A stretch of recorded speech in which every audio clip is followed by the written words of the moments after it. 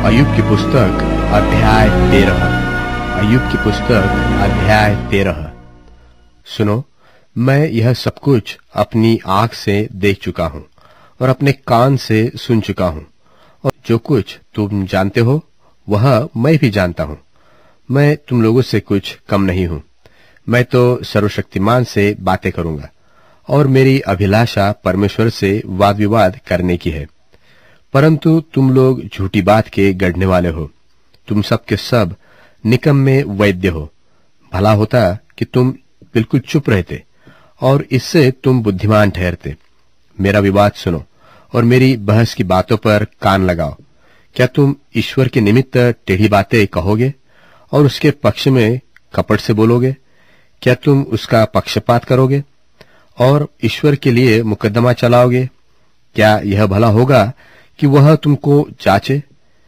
क्या जैसा कोई मनुष्य को धोखा दे, वैसा ही तुम क्या उसको भी धोखा दोगे? जो तुम छिपकर पक्षपात करो, तो वह निश्चय तुमको डांटेगा। क्या तुम उसके महात्म्य से भय न खाओगे? क्या उसका डर तुम्हारे मन में न समाएगा? तुम्हारे स्मरण योग्य नीतिवचन राख के समान है। तुम्हारे कोट मिट्टी ही के ठहरे हैं। तुमसे बात करना छोड़ो कि मैं भी कुछ कहने पाऊं। फिर मुझ पर जो चाहे वह आ पड़े। मैं क्यों अपना मांस अपने दांतों से चबाऊं और क्यों अपना प्राण हथेली पर रखूं? वह मुझे घात करेगा। मुझे कुछ आशा नहीं, तो भी मैं अपनी चाल चलन का पक्ष लूंगा, और यह भी मेरे बचाव का कारण होगा कि भक्तिहीन जन उसके सामने नहीं जा सकता। चित लगाकर मेरी बात सुनो और मेरी विनती तुम्हारे कान में पड़े।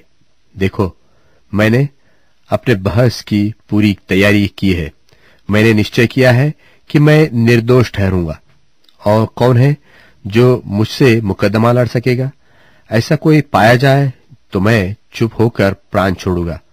दो ही काम मुझसे न कर, तब मैं तुझसे न छिपूंगा। अपनी ताड़ना मुझसे दूर कर ले और अपने भय से मुझे भयभीत न कर, तब तेरे बुलाने पर मैं बोलूंगा। नहीं तो मैं प्रश्न करूंगा और तू मुझे उत्तर दे। मुझसे कितने अधर्म के काम और पाप हुए हैं, मेरे अपराध और पाप मुझे जता दे। तू किस कारण अपना मुंह फेर लेता है और मुझे अपना शत्रु गिनता है? क्या तू उड़ते हुए पत्ते को भी कपाएगा और सूखे उंडल के पीछे पड़ेगा?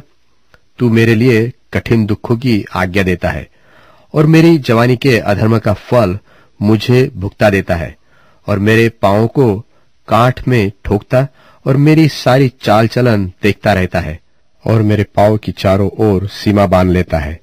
और मैं सड़ी गली वस्तु के तुल्य हूँ, जो नाश हो जाती है, और कीड़ा खाए कपड़े के तुल्य हूँ।